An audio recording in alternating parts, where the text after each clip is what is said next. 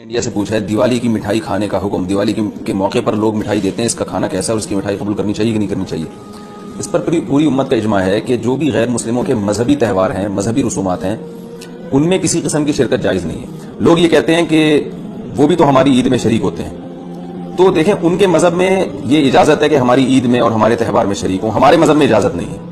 تو اسلام نے غیر مسلم کے ساتھ حسن سلوک کا حکم دیا، مگر اس کے مذہب کے معاملے میں دو ٹوک بتا دیا ہے کہ کسی قسم کی مذہبی رسوم میں ہم ان کے ساتھ شریک نہیں ہوں گے، بائیکاٹ کریں گے، اور ہم یہ کہیں گے کہ لکم دینکم ولی دین، آپ کے لیے آپ کا دین ہے،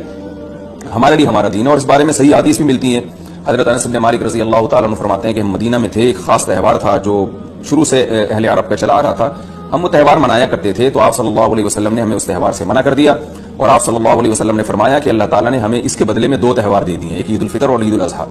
تو آپ نے یہ نہیں کہا کہ مسلمانوں کا تہوار عید الفطر اور عید الاضحیٰ ہے تو یہ بھی مناؤ، اور وہ پرانا جو آ رہا ہے چلو وہ بھی مناتے رہو، اس کو منع کر دیا، اور فرمایا کہ جب اللہ نے ہمیں بدلے میں اس سے اچھے تہوار دے دیے ہیں تو اب ہم ان تہواروں کو نہیں منائیں گے۔ تو تہوار کو منانا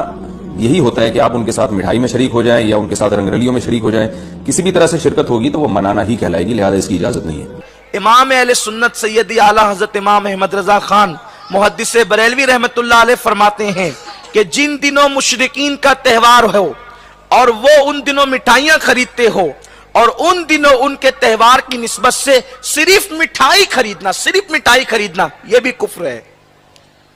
جن دنوں جیسے کہ عام طور پہ ہندوستان میں دیوالی وغیرہ ہوتی ہے تو وہ مٹھائیاں خرید کے تقسیم کرتے ہیں، اس دن اس تہوار کی نسبت سے اگر کوئی مٹھائی خریدے گا تو بھی کافر ہو جائے گا۔ یہ دین ہے، دین، اور دین پر عمل کرو، آدھا تیتر آدھا بٹیر مذہب میں نہیں چلتا۔ لوگ کہتے ہیں ہمیں جینا ہے، ہم کہتے ہیں کیا مجدد الفسانی کو نہیں جینا تھا؟ اسی زمین پر مجدد الفسانی جیے ہیں۔ کیا غریب نواز کو نہیں جینا تھا؟ اسی زمین پہ غریب نواز بھی جیے ہیں، اور جس عزت کے ساتھ تم جی رہے ہو اس سے زیادہ شان کے ساتھ انہوں نے زندگیاں گزاری ہے۔ تو بہانے مت ڈھونڈو، اسلام صرف اسلام ہے، ایمان صرف ایمان ہے، اور کفر صرف کفر ہے، اس کے درمیان تم کوئی راستہ نہیں نکال سکتے۔ اس لیے اپنے آپ کو بچاؤ، پرساد کھانے کی اجازت نہیں، غیر مسلموں کے تہواروں میں جانے کی اجازت نہیں۔ وہ دعوت دیں تو جتنا بچ سکتے ہیں ان کی عام دعوتوں سے بھی بچیں، کیونکہ ان کے یہاں حلال و حرام میں کوئی پرہیز